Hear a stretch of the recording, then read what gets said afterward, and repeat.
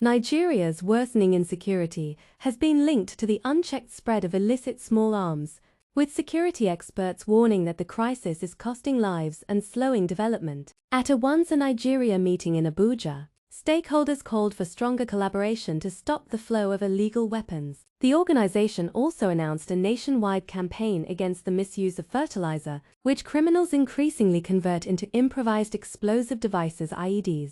We are collaborating with some relevant committees at the National Assembly in line with our advocacy on border security. We are collaborating, we have already confirmed with Hallo Trust, an international organization just of recent, to coordinate dual use of fertilizer advocacy all over Nigeria. Dual use of fertilizer has caused a lot of insecurity because of uncoordinated supply. We are going to educate the local community. We are going to tell them the negative impact of dual use of fertilizer, and we are very sure that it is going to increase productivity, food on our table, employment for our youths, and realization of sustainable development. We are also glad and very honored to identify with the National Association of Women Journalists in Nigeria, who have been actively underground supporting this project. From Katsina to Sokoto, from Sokoto to Bauchi, from Bauchi to Niger. There is nowhere or there is nowhere we go without networking with NAWAJ, without networking with people that is behind NAWAJ. And they will guide us and say, do it this way, do it this way.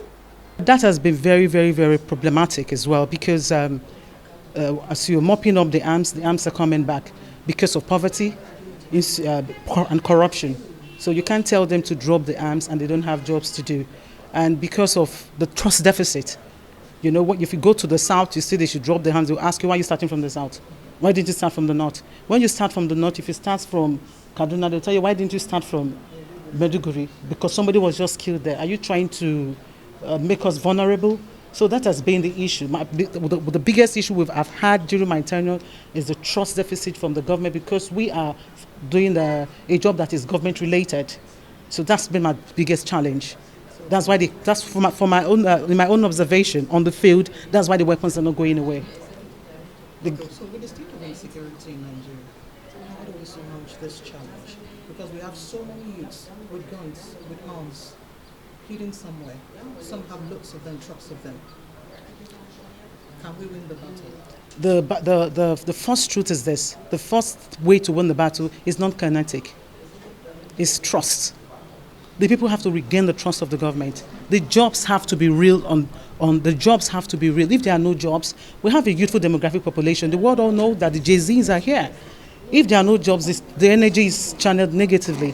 I believe the weapons will go away if there is sincerity of purpose, if the jobs are on ground. Nobody will want to be tagged an armed robber.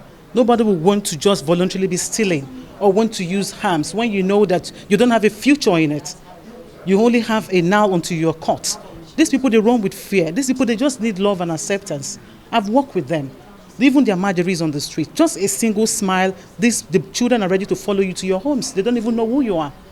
So with employment, electricity, the government promised us electricity. We thought that would really come so that the industries will be working, because you need that to power the employment. But I think it's still in the process. We trust the government, we trust this administration that is working, and we believe we'll get there. Okay, this is my final question. Borno State government actually have this de-radicalization program where they tell you 300 Boko Haram repentants are out, they have been trained, they have been de-radicalized. Isn't this a way of making people leave justice, not get justice, or not being punished for the wrongs they have done? Okay, first of all, maybe I should make my background known. I first have a degree in political science. I did law. Then I have a basic certificate from the Peace Institute. Sadly, those are one of the fundamentals for building peace. Okay. incorporating the repentant insurgents back. But what we can use the Nigerian model. That model will not work for us because these boys, they just collect money, they go back to the forest to do what they're doing. They're just playing games with the government because they don't have an agenda. They don't have an agenda. Their agenda is to distort and disrupt the government. So I will not subscribe to that. I will say we should excuse that from the approach being used.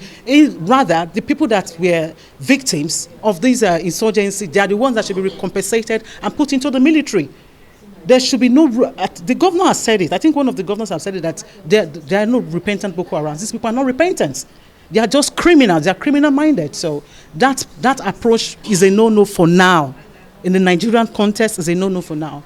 On June, the world gathered in the United Nations to reason about the world security on BMS 9. You know, it all agree that for a nation to be secured, you have to man its borders. So for Nigeria to be secured, we need to mind our borders and advance in advanced border technologies instead of manual use. So that is the first step Nigeria need to do. Border security is the number one to secure Nigeria. Border security. But most of our borders are very porous. They are not well manned. Yeah. You know, they say Rome was not built by a day. You know, have to start. In Trump's first term in the United States of America, he started by building walls, border walls. You know, Nigeria, we have already advocated in many places in the media. Nigeria will not wake up and fence. We might not have the resources to fence all our borders in one day. But if the present regime of President Bola Ahmed Tinubu will start from the critical places that will have problem, from Maiduguri to Jigawa and Katsina, start to fence that place. Before his tenure ends, you know that Nigeria will at least will start from somewhere. If another person enter, he will start from where he stop. But if you want to get the resources to fence all the whole borders in a day, it's not possible. But let us start from somewhere. Newly elected WAANSA President, Jamila Abubakar, pledged to strengthen the fight against arms proliferation and promote peace across Nigeria. We are going to use community-driven initiative because why you see crime thrive in all these communities where the Boko Haram attacks them is because the community connives with they have informants. So they need to go to the hinterland and advocacy visits to community leaders to make sure that they tell the people in the community that there's need for them to discard all these bad boys and even report those that are bad boys within their community, because whenever they work together with them, eventually because of maybe the little gain that they will gain, because they usually give them something, and that's why they give them information that so person is around. So if they do not work along with them, I don't think the bad guys will succeed.